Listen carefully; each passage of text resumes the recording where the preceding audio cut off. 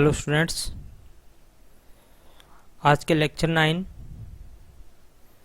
में हम cooperative society को डिस्कस करेंगे। कोऑपरेटिव सोसाइटी हमारा एक फॉर्म ऑफ बिजनेस ऑर्गेनाइजेशन है। तो देखिएगा कोऑपरेटिव सोसाइटी क्या होता है। फर्स्ट इसके नाम से पता लगता है। कोऑपरेटिव का मीन्स क्या होता है? कोऑपरेटिव मीन्स होता है working together.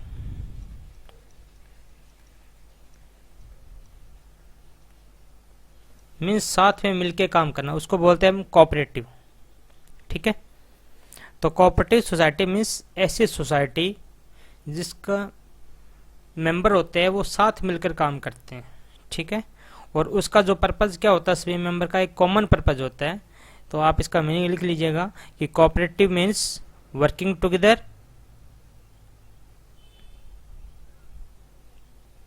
For common purpose.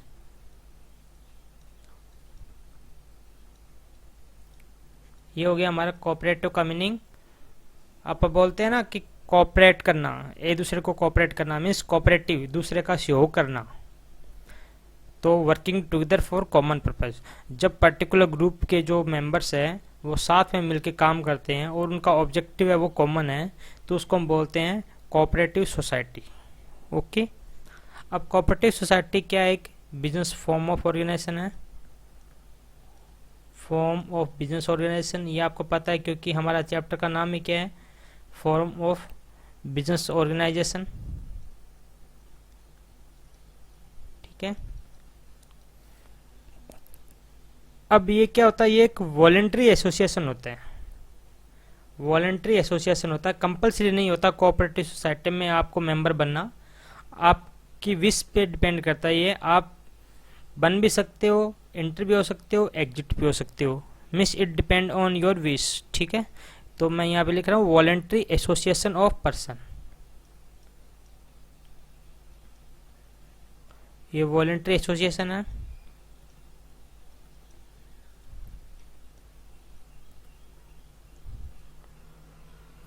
ठीक है, और उसका जो मेन मोटिव होता है वो क्या होता है, वेलफेयर का मोटिव होता है। तो motive of welfare of the member, क्योंकि इसी सोसाइटी में वो ही मेंबर बनते हैं।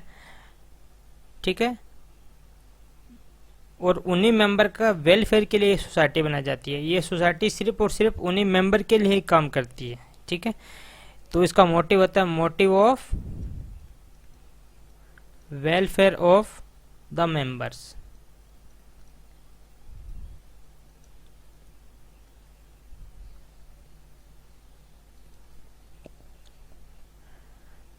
ठीक है, अब हम कुछ मेन बातें लिख रहे हैं हम इसके कोऑपरेटिव सोसाइटी के बारे में। तो देखिएगा, इसका रजिस्ट्रेशन होता है वो कंपलसरी होता है। तो compulsory required to be registered.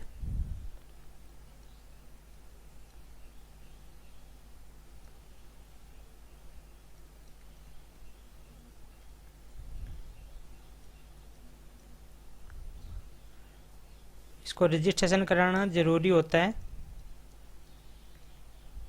और इसका जो रजिस्ट्रेशन होता है वो कौन से एक्ट में होता है ये आप याद कर लीजिएगा। ये होता है कोऑपरेटिव सोसाइटी एक्ट 1912। कोऑपरेटिव, मैं शॉर्ट में लिख रहा हूं, आप पूरा लिख लीजिएगा। कोऑपरेटिव सोसाइटीज एक्ट 1912, अच्छे से याद कर लीजिए इसको। ठीक है, पार्टनरशिप का रजिस्ट्रेशन होता है 1932 में, बट पार्टनरशिप के केस में हमारा कंपलसरी नहीं होता। लास्ट क्लास में हमने डिस्कस किया था। But in case of cooperative society registration required under cooperative society act 1912। ठीक है, और कम से कम कितने मेंबर होने चाहिए इसके, at least 10 adult member, at least 10 adult member. ध्यान रखिए, इसमें माइनर मेंबर को हम काउंट नहीं करेंगे, 10 अडल्ट मेंबर हमारे को चाहिए। ठीक है, और जब ये रजिस्ट्रेशन करना इसका कंपलसरी है तो रजिस्ट्रेशन के बाद में ये क्या बन जाएगा, अपने मेंबर से एक सेपरेट लीगल एंटिटी बन जाएगा। सेपरेट लीगल एंटिटी मीन्स इसकी जो लाइबिलिटी है वो लिमिटेड हो जाएगी, अनलिमिटेड नहीं रहेगी। सोल प्रोप्राइटरशिप, पार्टनरशिप और एचयूएफ की तरह इसकी जो लाइबिलिटी है मेंबर की वो लिमिटेड हो जाएगी, अनलिमिटेड नहीं रहेगी। ठीक है, तो आप एक वर्ड और यूज कर लीजिएगा कि it is a separate legal identity.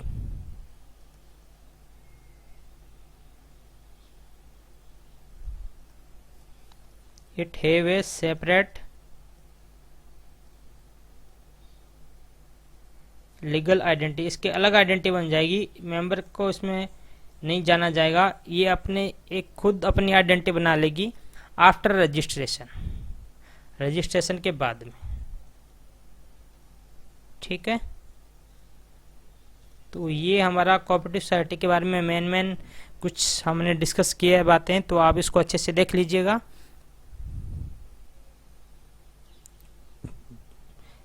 पहले आपको इसका मीनिंग याद करना है कि क्या होता है वर्किंग टुगेदर, मीन्स साथ में मिलकर काम करना। पर्पस क्या होता है, सभी का कॉमन होता है। ये हमारा एक फॉर्म ऑफ ऑर्गेनाइजेशन है। वॉलंटरी होता है, means anyone can want to enter, want to exit. Motive होता है इसका स्टाफ का वेलफेयर या में जो मेंबर है उसका वेलफेयर के रिगार्डिंग। कंपल्सरी रजिस्टर्ड करना जरूरी है, ध्यान रखिए इस पॉइंट में स्टूडेंट्स कई बार मिसमैच कर जाते हैं, आप इसको ध्यान रखिएगा। इसमें एंट्री और एग्जिट वॉलंटरी होता है बट रजिस्ट्रेशन कंपलसरी होता है। ठीक है, और कौन से एक्ट में होता है, कोऑपरेटिव सोसाइटी एक्ट 1912 में होता है। कम से कम कितने मेंबर चाहिए, 10 मेंबर चाहिए, और वो क्या होना चाहिए, adult member, means who attain age of 18 years. ठीक है ना, जो 18 ईयर या उससे ज़्यादा एज के हो चुके हो। और जैसे ये रजिस्ट्रेशन होगा, ये क्या बन जाएगा, सेपरेट लीगल एंटिटी बन जाएगा। और सेपरेट लीगल एंटिटी बन जाएगा तो आपको पता है इसकी जो लाइबिलिटी है वो क्या हो जाएगी, वो लिमिटेड हो जाएगी। ठीक है, वो हम पढ़ेंगे बाद में। तो आप इसका स्क्रीनशॉट ले लीजिएगा कोऑपरेटिव सोसाइटी का, हम इसका डिटेल पढ़ने जा रहे हैं आगे। ठीक है, मैंने इसका मेन जो ओवरव्यू है कोऑपरेटिव सोसाइटी का वो बता दिया कि इसमें हम क्या क्या होता है।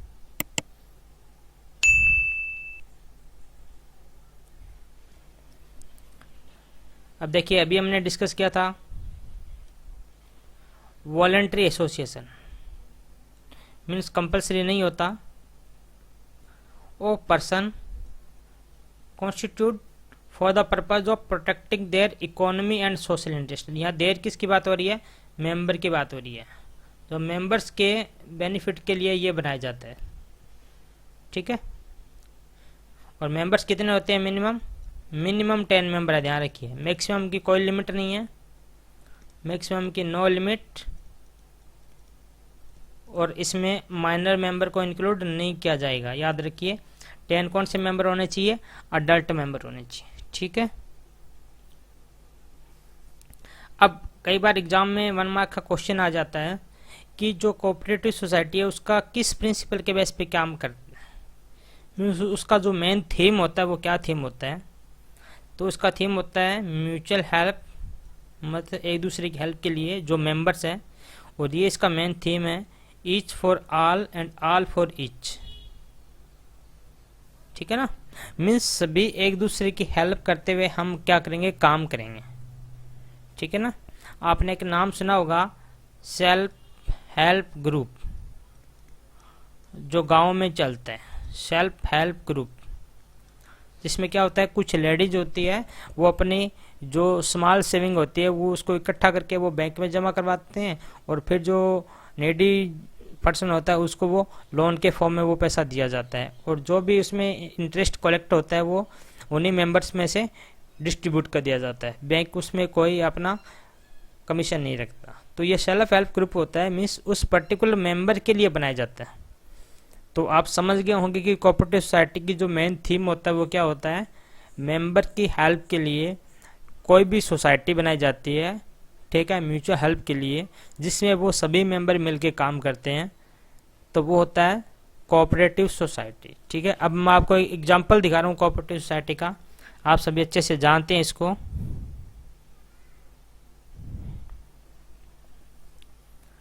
देखिए, अमूल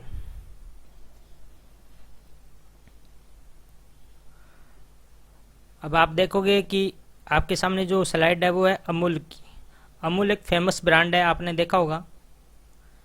अमूल 1946 में गुजरात के आनंद डिस्ट्रिक्ट में इस्टेब्लिश की गई थी एज ए कोऑपरेटिव सोसाइटी। ठीक है, पहले इसका नाम था वो Kheda district cooperative milk producer union के नाम से था। ठीक है, बाद में इसका नाम अमूल में चेंज कर दिया गया, अमूल आनंद मिल्क यूनियन लिमिटेड के नाम से। तो आपको बस मेरा पर्पज़ यही है कि आपको कोऑपरेटिव सोसाइटी का मीनिंग क्लियर हो जाए। अब इसमें जो मिल्क प्रोड्यूसर थे उन्होंने सभी ने मिलके अपना सोसाइटी बनाया। ठीक है, जिससे उसका मिल्क उसको प्रॉपर्ली टाइम पे सेल हो जाए, अच्छे रीजनेबल प्राइस पे वो सेल हो जाए। तो ये इनका पर्पज़ था मेन स्टार्टिंग में। लेकिन धीरे धीरे आप देख रहे होंगे कि अमूल एक वर्ल्ड वाइड ब्रांड बन चुका है। बहुत सी फॉरेन कंट्री है जहाँ पे अमूल का ब्रांड चलता है।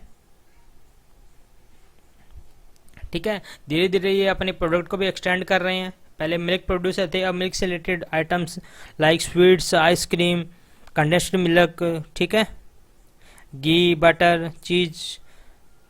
तो इस तरह की ये बहुत सी वैरायटी इसमें अपने बिजनेस में इन्होंने शामिल कर ली है।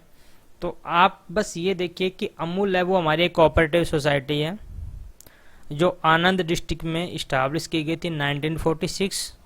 ठीक है, और इसका जो मेन पर्पज़ होता है जो मिल्क प्रोड्यूसर है उनको बेनिफिट पहुंचाना।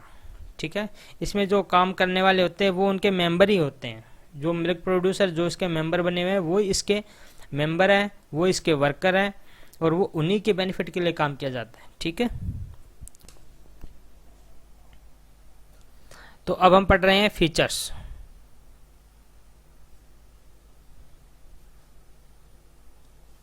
आज का हमारा सेकंड पॉइंट है features of cooperative society.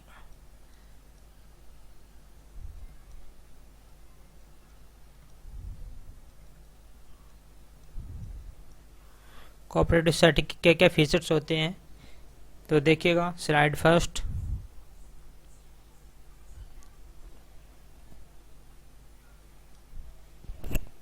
Voluntary membership हमने पहले ही डिस्कस किया था स्टार्टिंग में जब हम उसका ओवरव्यू ले रहे थे कोऑपरेटिव सोसाइटी का।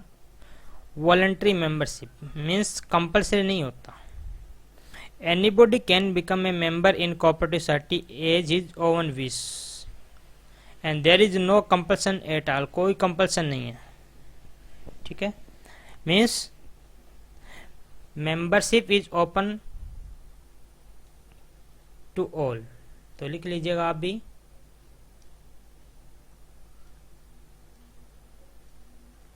Membership is open to all. ये सभी के लिए क्या है? Open. A person is free to join. A person is free to join means वो ज्वाइन होने के लिए फ्री है। And can also live, and can also live, और वो छोड़ भी सकता है, ज्वाइन भी हो सकता है। बट आपको एक ध्यान रखना पड़ेगा कि छोड़ने से पहले उसकी एक थोड़ी सी रिक्वायरमेंट है। वो रिक्वायरमेंट ये है कि उसको नोटिस देना पड़ेगा। ठीक है ना, ऐसा नहीं है कि उसका मूड बन गया तो अगले दिन सुबह नहीं आया, ऐसा नहीं होगा। उसको एक पैरियर नोटिस देना पड़ेगा। तो आप इसको लिख लीजिएगा कि member is required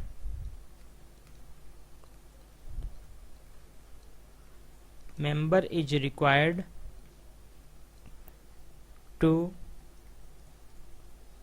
serve a notice before leaving। Means छोड़ने से पहले उसको नोटिस देना पड़ेगा।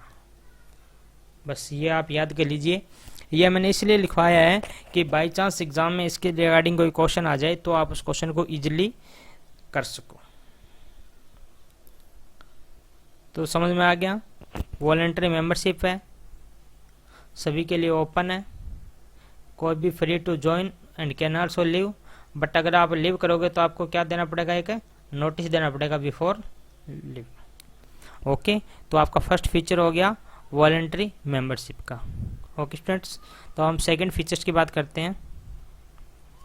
Legal states.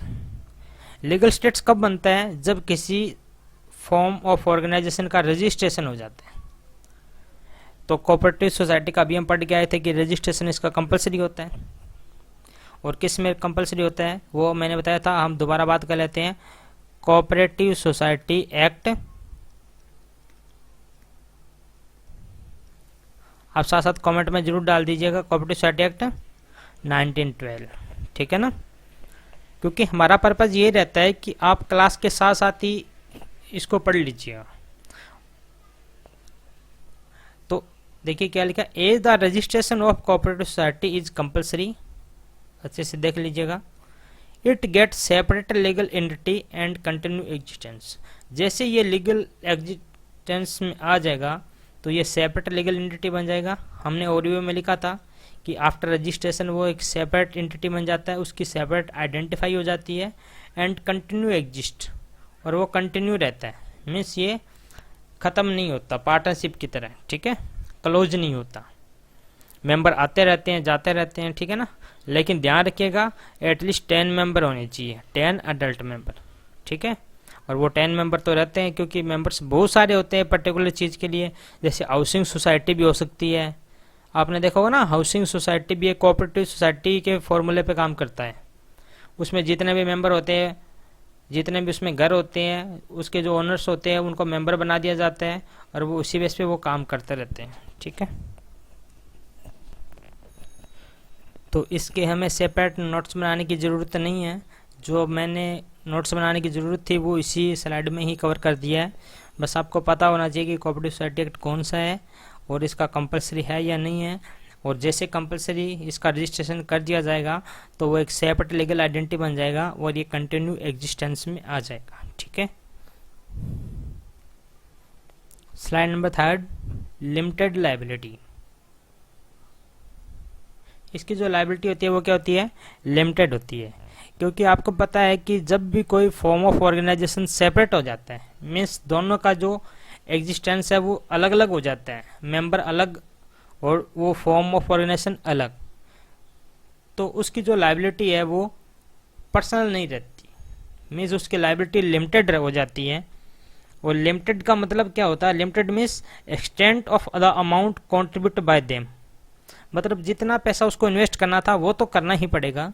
मान लो किसी मेंबर ने ये कह के मेंबरशिप ली है कि मैं 10 लाख रुपीज़ इन्वेस्ट करूँगा, मीन्स मेरा जो कंट्रीब्यूशन होगा वो 10 लाख रुपीज़ होगा, और कल को अगर 20 लाख का लॉस हो जाता है हमारी कोऑपरेटिव सोसाइटी में, तो उस पर्सन से सिर्फ जो उसने कंट्रीब्यूशन करने के लिए बोला है सिर्फ उसे वही पैसा मंगवाया जाएगा, एक्स्ट्रा पैसा नहीं मंगवाया जाएगा। क्योंकि वो तो, और अगर उसने ऑलरेडी पे कर रखा है कंट्रीब्यूशन सारा अपना, तो उसे कोई भी पैसा नहीं मंगवाया जाएगा। तो लिमिटेड लायबिलिटी का मतलब समझ गए कि जो वो कंट्रीब्यूट करता है सिर्फ वहां तक मंगाया जाएगा, बाकी का जो लॉस होता है वो सिर्फ कोऑपरेटिव सोसाइटी सफर करेगी, मेंबर पे इसका कोई इफेक्ट नहीं पड़ेगा। Because member and cooperative society is a separate existence, okay. तो आप इसमें लिख लीजिएगा कि limited liability to the extent, to the extent means कहाँ तक मंगाया जाएगा उसको, of the amount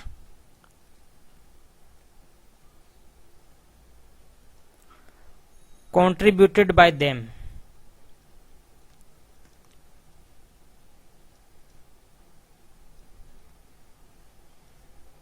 as capital,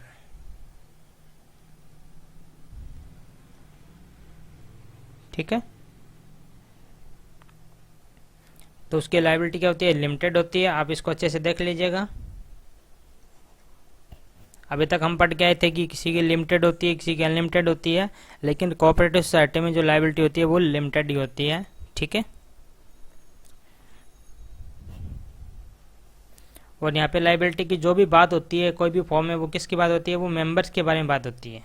तो liability of members in cooperative society is limited, liability of member in partnership is unlimited, liability of member in HOF is limited and karta is unlimited, and liability of individuals in sole proprietors firm is limited, क्योंकि वहाँ पे वो single बंदा होता है। तो इस हिसाब से आप जब भी कोई एक फॉर्म ऑफ ऑर्गेनाइजेशन करो तो उसके साथ में जो रिमेनिंग हमारे बच गए जो फॉर्म ऑफ ऑर्गेनाइजेशन, उनका भी आप सेम टॉपिक कवर कर लीजिए, जिससे आपको एक डिफरेंस बनाना भी आ जाएगा कि किस फॉर्म में क्या डिफरेंस है। तो इससे आपका जो नॉलेज है वो थोड़ा इनहांस होगा। तो पॉइंट नंबर 4 की बात करते हैं, कंट्रोल। अब कोऑपरेटिव सोसाइटी का कंट्रोल कैसे होगा? Control is vested in the hand of board of director. इसमें एक बोर्ड ऑफ डायरेक्टर होता है, ये आप देख रहे होंगे, ये मीटिंग हो रही है, बोर्ड मीटिंग। जो बोर्ड ऑफ डायरेक्टर होता है वो ग्रुप ऑफ डायरेक्टर होते हैं, ठीक है ना। उसमें कुछ डायरेक्टर होते हैं जिनका ग्रुप बना दिया जाता है, और जैसे कोई डिसीजन लेना होता है, कोई कंट्रोल के रिगार्डिंग कोई भी होता है, तो ये एक मीटिंग अरेंज करते हैं और उसके बेस पे ये डिसीजन लिया जाता है कि कंट्रोल कैसे किया जाएगा। तो अब बात आती है कि ये बोर्ड ऑफ डायरेक्टर कैसे अपॉइंट किया जाता है। तो बोर्ड ऑफ डायरेक्टर देखिए, who are elected by the member. Member, जितने भी मेंबर है वो क्या करते हैं, वोटिंग करते हैं। जितने भी मेंबर होते हैं वो वोटिंग करते हैं, और वोटिंग करने का जो प्रिंसिपल है वो है वन मैन वन वोट। ध्यान रखिए इस चीज को, ये भी एक इंपॉर्टेंट पॉइंट है। अब कैसे वन मैन वन वोट, मैं आपको यहाँ पे एग्जांपल समझाता हूँ। ये मिस्टर ए है और ये मिस्टर बी है, ठीक है। मिस्टर ए ने 10 लाख रुपीज का कंट्रीब्यूशन किया है और मिस्टर बी ने 10,000 का कंट्रीब्यूशन किया है। मिस्टर ए ने कंट्रीब्यूशन किया 10 लाख का एंड मिस्टर बी ने कंट्रीब्यूशन किया 10,000 का। तो अब आपके हिसाब से देखा जाए तो ज़्यादा कंट्रोल है वो मिस्टर ए का होना चाहिए, क्योंकि मिस्टर ए ने 10 लाख रुपीज लगाए हैं और उसने सिर्फ 10,000 रुपये लगाए हैं। लेकिन जो हमारा कोऑपरेटिव सोसाइटी का जो प्रिंसिपल होता है वोटिंग का, वो ऐसा नहीं होता, वो पर्सन बेस पे होता है। मीन्स एक वोट इसका माना जाएगा, एक वोट इसका माना जाएगा, इररिस्पेक्टिव ऑफ कंट्रीब्यूशन। कितना भी उसने कंट्रीब्यूशन किया है, चाहे उसने कंट्रीब्यूशन नाम भी किए, बी ने भी सिर्फ काम करने के लिए मेंबर बनाए, उसने 100 रुपये लगाए हैं, इसने 10 लाख रुपए लगाए हैं, तो भी इनका एक एक वोट काउंट किया जाएगा। तो ये एक बहुत बड़ी बात होती है कोऑपरेटिव सोसाइटी में कि सभी को इक्वल माना जाता है, चाहे उसने कितना भी पैसा इन्वेस्ट किया हो। तो ये आपको ध्यान रखना है, one man one vote system के ऊपर काम करता है हमारा कोऑपरेटिव सोसाइटी, ठीक है। तो मैं यहाँ पे आपको कुछ नोट लिखवा रहा हूँ, आप इसको देखिएगा। आपने ये तो पढ़ लिया कि कंट्रोल किसके थ्रू होता है, through board of director.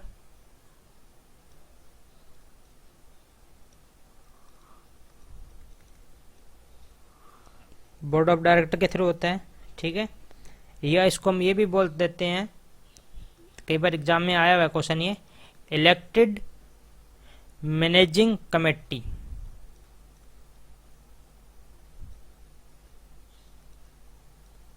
Managing committee, ठीक है। या तो बोर्ड ऑफ डायरेक्टर करेंगे या फिर दूसरा नाम होता है इलेक्टेड मैनेजिंग कमेटी। मीन्स जो मैनेजिंग कमेटी जिसको इलेक्टेड किया गया है, किसने किया है, मेंबर ने किया है, थ्रू वोटिंग। और वोटिंग का जो प्रिंसिपल है वो उसका पावर नहीं देखी जाती, उसका वन मैन वन वोट का प्रिंसिपल के पर काम करता है, पावर नहीं देखी जाती। ये नहीं देखी जाती कि मिस्टर ए की पावर ज़्यादा है, उसने 10 लाख रुपए इन्वेस्ट किया है, मिस्टर बी ने सिर्फ 10,000 इन्वेस्ट किया है, तो उसके 10 वोट होने चाहिए, मिस्टर बी का एक वोट के इक्वल है, ऐसा नहीं है। सबका सेम वोट होता है, वन मैन वन वोट पे काम करता है, ठीक है। तो आप इस चीज़ को जरूर देख लीजिएगा। कोऑपरेटिव सोसाइटी का लास्ट फीचर सर्विस मोटिव, कि कोऑपरेटिव सोसाइटी है वो का मेन पर्पज क्या होता है, सर्विस प्रोवाइड कराना। किसको, मेंबर्स को, members of cooperative society. Cooperative society के जो भी मेंबर्स होते हैं उनके वेलफेयर के लिए ये काम करता है। तो इसका मेन पर्पज होता है सर्विस प्रोवाइड कराना to the member of cooperative society, ठीक है। देख लीजिए इसमें, the main objective is to render service to its member rather than profit. यहाँ प्रॉफिट बेस पे काम नहीं किया जाता, या वेलफेयर बेस पे काम किया जाता है, ठीक है ना। इसका मेन पर्पज क्या होता है, वेलफेयर, ठीक है। क्योंकि इसका जो मेन प्रिंसिपल होता है वो क्या होता है, म्यूचुअल हेल्प, या each for all and all for each, ठीक है। सभी एक दूसरे के लिए मिलकर काम करेंगे, ठीक है। और अगर इसमें कोई सरप्लस आता है, कोई बेनिफिट होता है, तो वो क्या कर दिया जाता है, फिर डिस्ट्रीब्यूट कर दिया जाता है मेंबर्स में, ठीक है ना। सरप्लस, ठीक है, is distributed among the members.